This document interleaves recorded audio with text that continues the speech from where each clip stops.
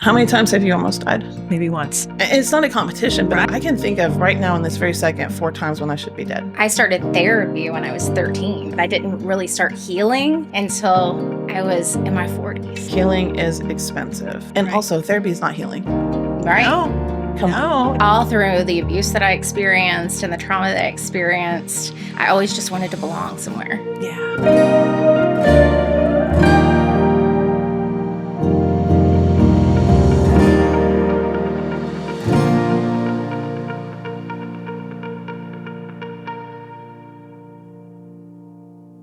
Well, thank you so much for joining us today, Kathy, Angie. I'm so excited for this episode. Thank you for agreeing to be on the podcast this season. Yes. So I just want to get us started off with a question.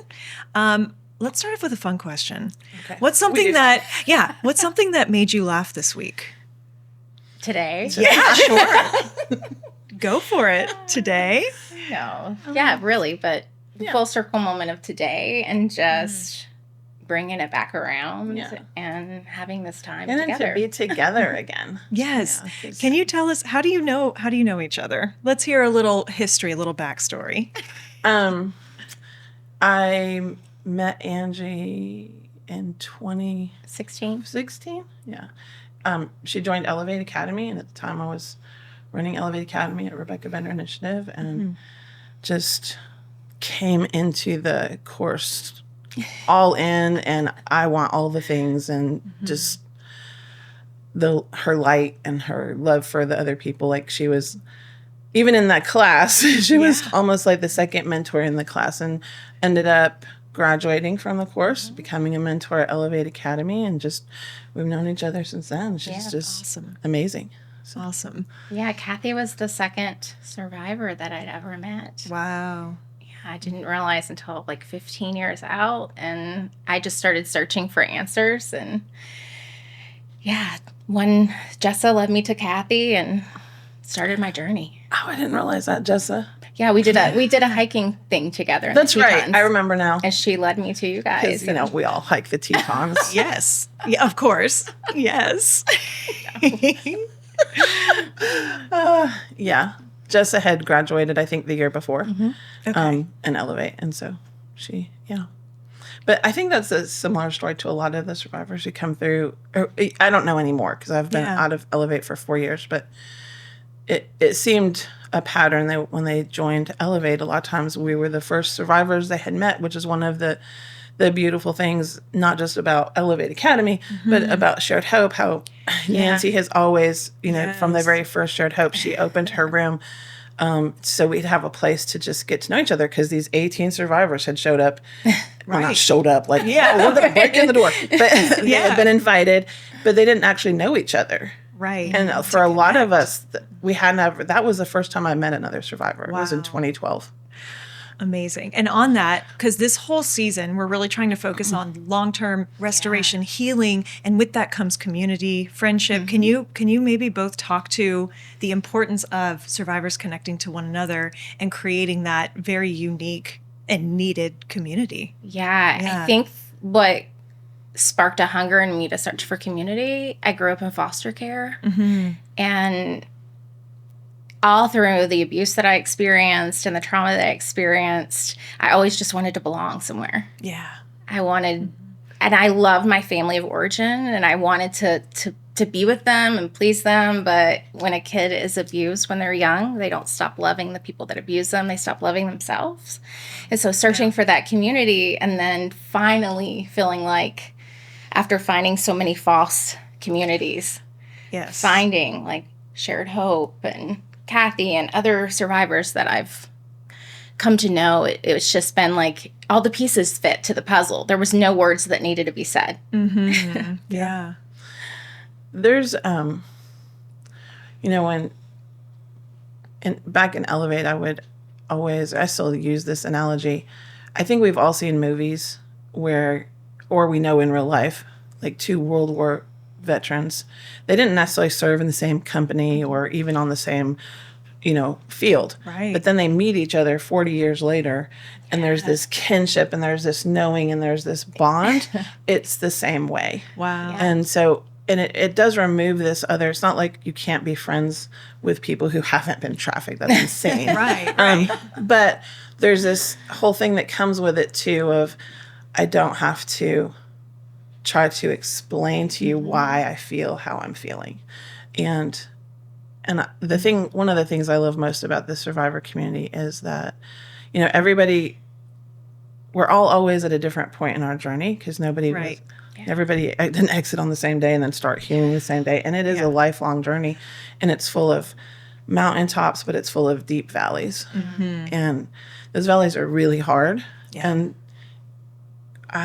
there's very few people in the survivor community I've met where, I don't know, it's just different in the world. Like, if you mess up, you're not just always gone forever kind of thing. Or if you push somebody away, or if somebody makes a misstep, or there's usually forgiveness and reconciliation, and like, hey, I've been there. I remember, Yeah. And and even if you mess up with someone and you don't necessarily have the same relationship with them again, there's this mutual respect. Absolutely. Most of the time that is like just sacredly honored. Like, Sacred. Hey, we don't. Yeah. We're not, we've kind of misstepped and we've made peace with each other, and we don't have to necessarily be back where we were before, but it's okay. Like, we got each other moving forward. Just like, kind of, I see you. You got this. Keep going. Yeah. Exactly. And I think we're good at being each other's cheerleaders.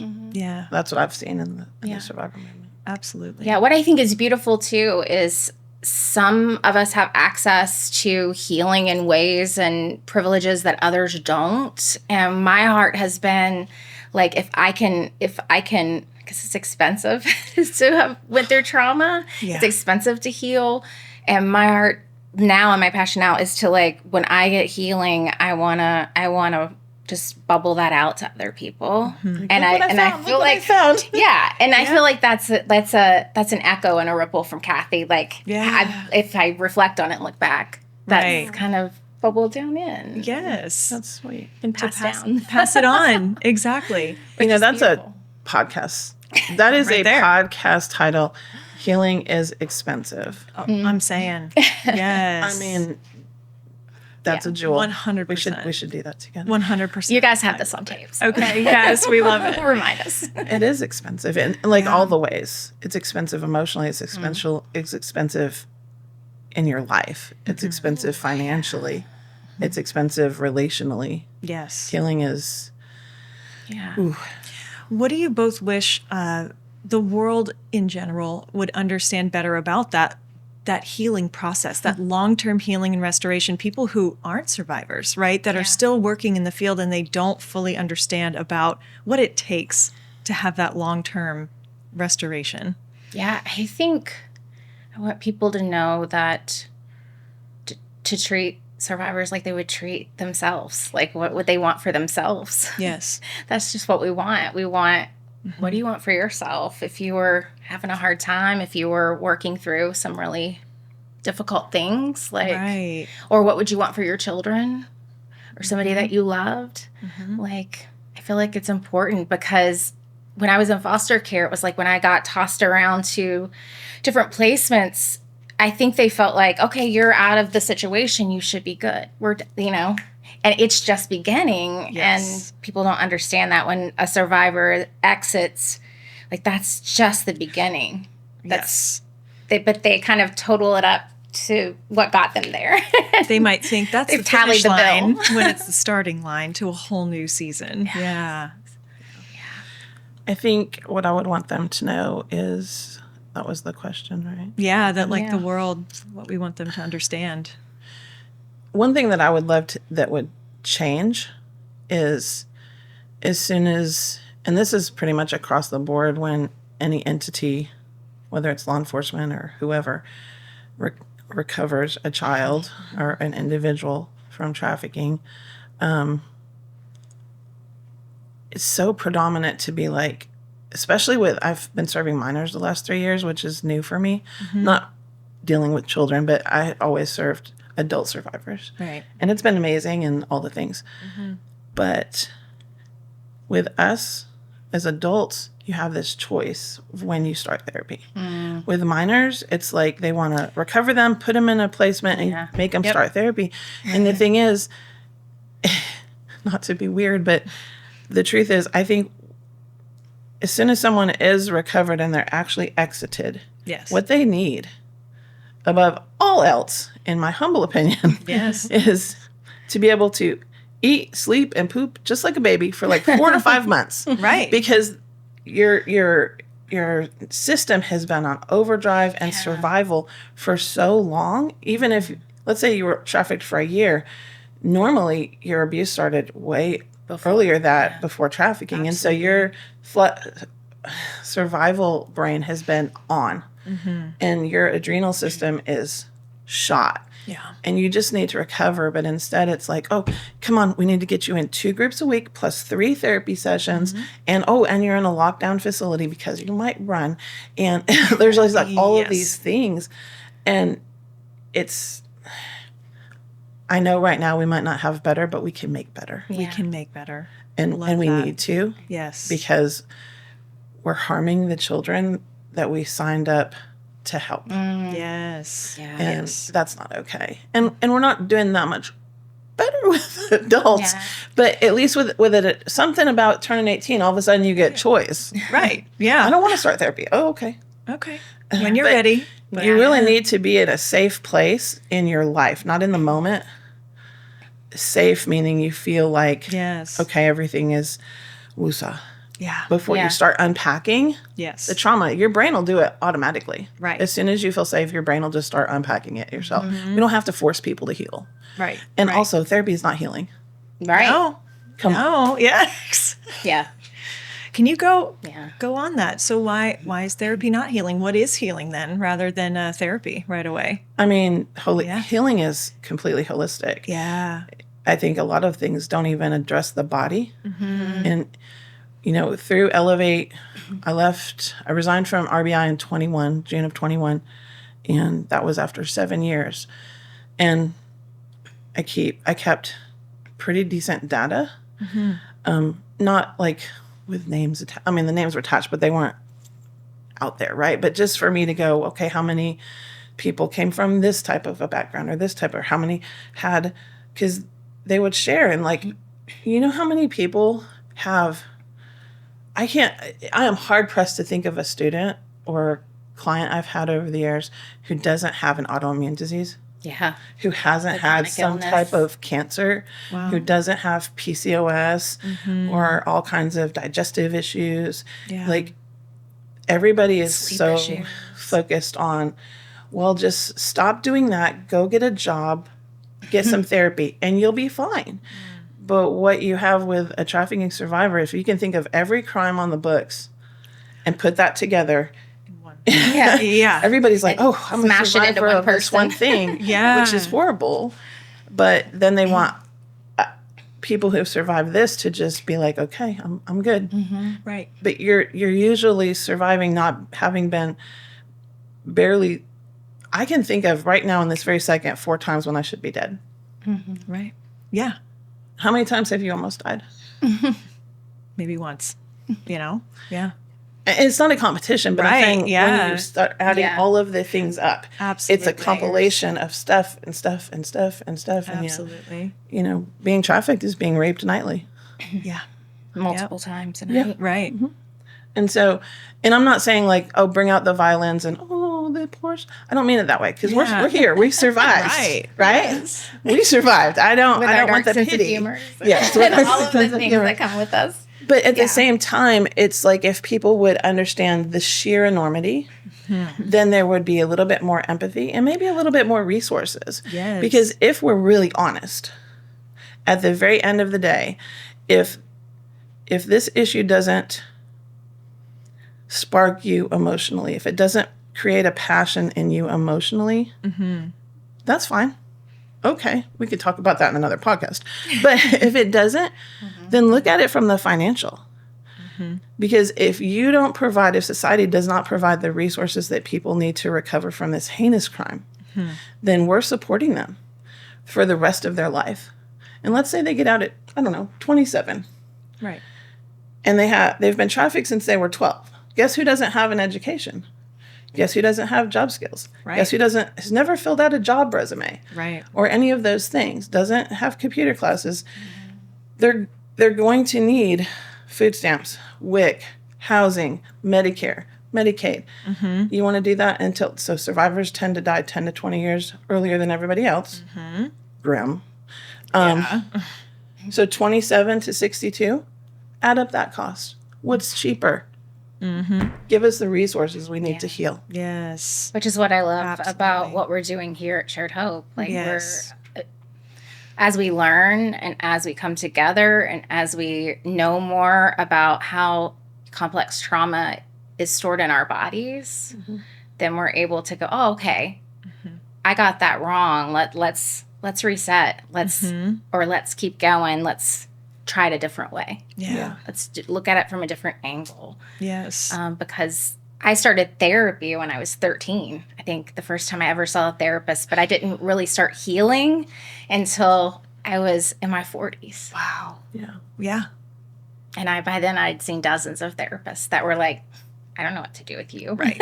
Right. Right. And so, yeah, because trauma, me loving somatic therapy and being a somatic practitioner and a yoga therapist, I did that because talk therapy wasn't working alone. Not that it's not great to talk. I love to talk. Do you? Just a little bit. But we need things to move that trauma. Yes. Dislodge it from our bodies. Absolutely. As someone who's a non-survivor who would go into jails and work with kids, I remember that feeling of, I just want to relate to them as a human first. Yes. And use my strengths, right? To say, I'm a musician. Let's talk about music. And that broke down that barrier that, like you said, it's not talk therapy. Let's just listen to this song together. Yes. And build a relationship where, like you said, like building that safe place first.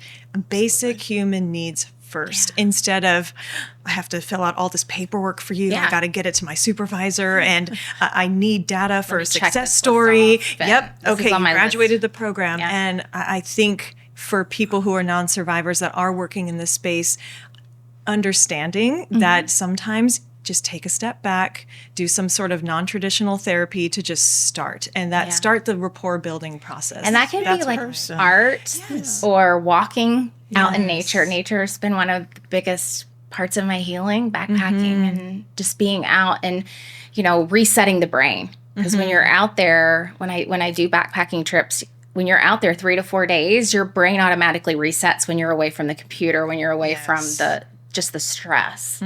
So think about like just a person that has their enormous stress day to day in their job, what they need to reset. With survivors, they need like 10 times more time to reset. Right. Does that make sense? Absolutely. Like it's off balance. And so coming back into alignment and just even feeling safe in your body. Yeah. Because I used to hate my body for what other people did to it until I was like, that's unfair to me. That's unfair to my younger self. That's unfair to my future self, to my current self. Yeah.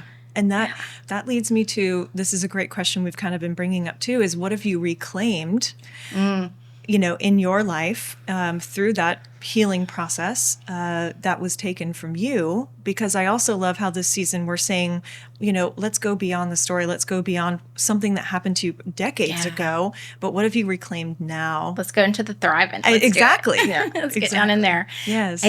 I've reclaimed my body. Amazing. And I had a friend that, wasn't a survivor of what I survived, but survived other things. And she was a professional aerialist. Oh, wow. And she said we actually got into a fist fight in high school. Okay. Yeah. And then she circled back around now that we're older, right? We've learned more. And she said, hey, come over and play. Because I had been watching her video herself on there. And I'm like, oh, that would be so amazing to do one day. And my one day came. And so reclaiming my body, reclaiming my strength. Yeah. And for myself. Yes. Yes. Improving to yourself what you could do with your body. Yeah, because you're told so long and you feel so long like you're broken. Yeah. Not broken, just doesn't fit like other people. Yeah. And that's okay. And when you've met one survivor, you've met one survivor. So that's what I think the beautiful part of healing is, and you know, reclaiming is each person gets to pick. Yeah, absolutely. Like what works for you. Mm-hmm. What about you, Kathy? What's been reclaimed? Probably the realization of the power of my own voice, my own experience, my own take on the world, that I get to have. I get to have an opinion. Yes. I see that so much in you. Yes. I feel like that just... I get to have an opinion, and I get, Yes. and I don't have to be ashamed of the opinion or worried that that your opinion doesn't match my opinion, and I would love that for every human, because we don't celebrate the differences in opinion enough. We want people to, well, if we don't have the same opinion, then one of us is wrong. Yeah. And that's not right. I mean, everything has perspectives and angles, and it would be a very flat world if we didn't, like, I think all those opinions give us like that 3D, 4D effect, right? Yes. And everybody loves sculpture. They might love art on the wall. Right. But then like a sculpture, a mountain scene, we want depth. And everybody's perspective together brings us that depth and that deeper understanding. Yeah. And so I think, kind of not having to worry if I'm pleasing every single person. Yeah. No, I completely agree with that. And when you talk about voice, I'd love to hear both your opinions too on amplifying survivor voices rather than saying I'm giving you a voice. I'm amplifying your voice. Can you maybe talk through? I've hated that whole voice for the voiceless thing my whole life, even before I was trafficked. Right. Because every person has a voice, even if that person is physically mute. Yes. They have a voice because your voice is not this sound coming out of my face. Yes. That's not your voice. Right. I mean, maybe for Ariel, but anyway, but for us, our voice is the expression of who we are and how we have experienced the world. And anybody has that. Yes. It's not be a voice for the voiceless. It's instead, let me hear your voice. I want to hear your voice. Give them the mic. Give them a seat at the table. Yes. Invite them in. Yes. What do you think about this situation? And that's true for the smallest child. I think if parents would give children that opportunity instead of trying to be controlling, I think we're starting to come out of that in our country. Not to digress too much, but it does play into trafficking when kids are parented through a lens of control because I said so, or do this, not that. No, what is the old? I heard it so much. Learn to be Kids seen are and not heard. Seen and not heard. You are preparing that child to be controlled by somebody else. Yes. Whether that's a domestic violence relationship or a trafficker or whoever, you're setting the stage. Yeah. Instead, it's okay for kids to we're supposed to be raising them and helping them learn self-control, and helping them learn how to express themselves. Right. So, and that might look different as a parent. My kids, their expression is different than mine. But I was raised in this sense of, in the beginning of, I'm an extension of my parents. Yes. Instead of being able to have the freedom to become, I was told like who I was before I even stumbled into it. Which totally shatters your identity. Yeah. Because it squashes it and you don't get to know who you are. And that's what we're supposed to do as parents, is help our children discover who they are, not who we want them to be. Yeah. And so I think this is the same as what we need to do in helping survivors and moving into this space of, I've been in this for a while and I'm able to okay, I'm going to move over and let somebody else take the mic. I'm going to let somebody else have the floor, and I'm going to support them and cheer them on and love on them while they figure it out, because that's what I needed to do too. They're kind of stumbling, figuring it out, being able to have an opinion for the first time, being able to maybe for the first time figure out what they like and what they love and what colors fun for them instead of being told like your favorite color is blue. Right. Yes. Doesn't that make like it's Yeah. So Exactly. I think the biggest thing we can do is like move out of the way sometimes. Yeah. And be okay with it being messy. Like, who said the world has to be neat and organized? Like, Right. have you seen what God made? Because most plants are not neat or organized. Right. Like, I Look mean, at it's nature. okay if it's messy. It's okay if Yes. it's messy, but just allow each person to Shine. Allow them to shine. And thank you for that. I think I've always been very sensitive to that as well, of saying everyone has been born with a voice and has their own. And I always wish that we encourage people to amplify, not to give, because that's not yours to give. It's already there. It already exists in them. You know? Just that little shift in language Yes, exactly. changes everything. Exactly. 100%. How we talk to people, like even the word that we say, you know, Yes. I can't do that yet. Yes. As opposed to I can't do that. Exactly. Yeah, one day. And so something that we're doing in every single episode, and I'd love to ask both of you this question because we want to see survivors as humans, as just who they are today, right? And what they're doing with their lives, what brings them joy. So for both of you, I just want to ask, what's bringing you joy in life right now? Honestly, probably everybody's going to roll their eyes at me. What's bringing me joy right now is just watching how much the programs at Genesis are flourishing. Like, I started Genesis Project because God told me to, literally in 22, and we provide services, advocacy services to minor and adults, but mostly minors. One of the things I've always wanted as a survivor, I think you probably will remember me telling you this, is like, orgs need to be able to provide medical care. Like my pie in the sky dream which is not pie in the sky, it will happen. It will. Is to, when a survivor is recovered, that they are allowed to have, that they're given a whole body scan. Because I've just seen over and over and over how the latent injuries come back to haunt us later. Yes. And I could just do a whole podcast on that. Right. So in January, we got to, at Genesis, I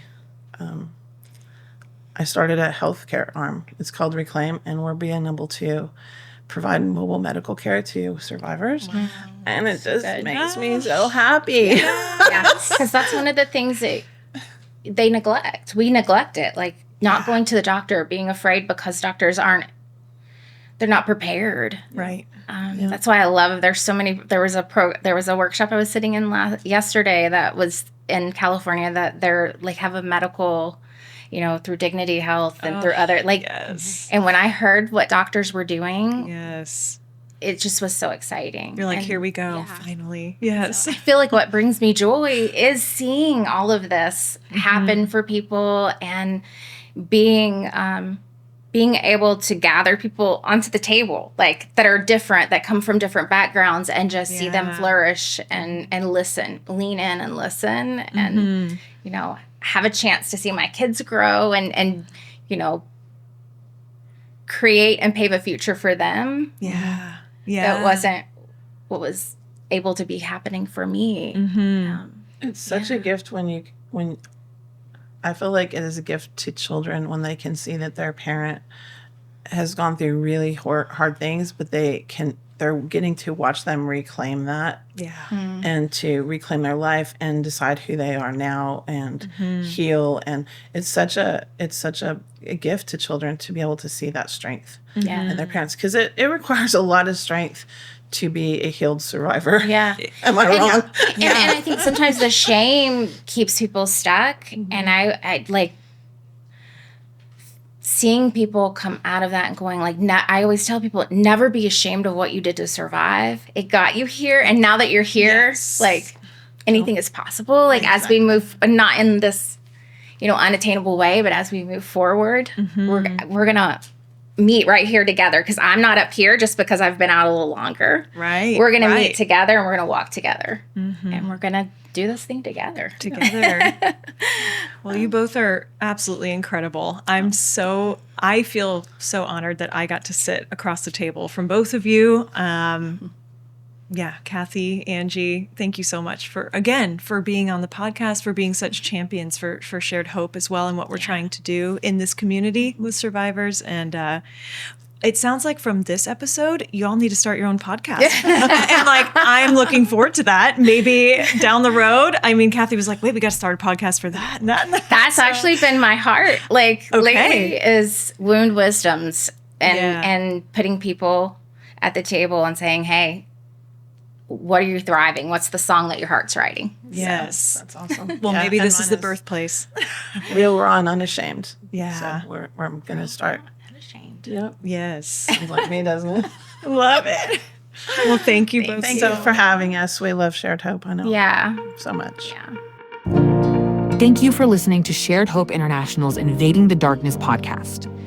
You can continue to listen and watch our podcast on all streaming platforms. To learn more about what Shared Hope International is doing and take action to end child sex trafficking, please visit us at sharedhope.org.